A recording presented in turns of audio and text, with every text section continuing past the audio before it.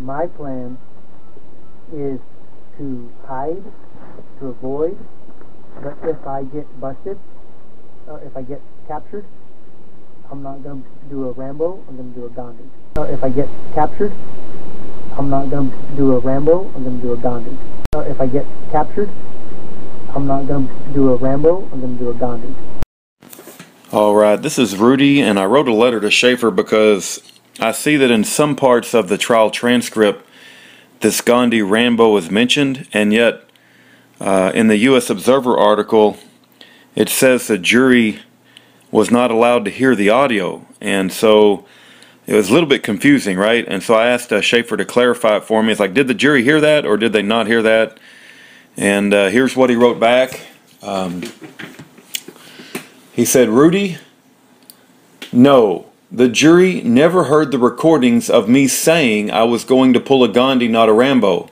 I testified that I said that, but Scrocky and Lamori, you know, I say Lamoureux and I forget how she pronounces her silly name. Lamore,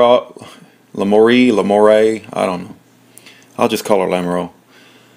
Jezebel's another good one. Anyway, but Scrocky and Jezebel said I was lying, all while they blocked the actual recording from being played. They put Olson and Fulton on the stand to say that I never said such a thing. And again, the judge wouldn't let us play the actual recordings to show the government's witnesses were lying. Because I hadn't actually done anything, this whole trial was about what was in my mind. The prosecution wanted to tell the world what was in my mind. Every time I would try to explain for myself or play the FBI's own recordings of me speaking my mind, those dishonest prosecutors would shut me down. That's how it went, and here we are.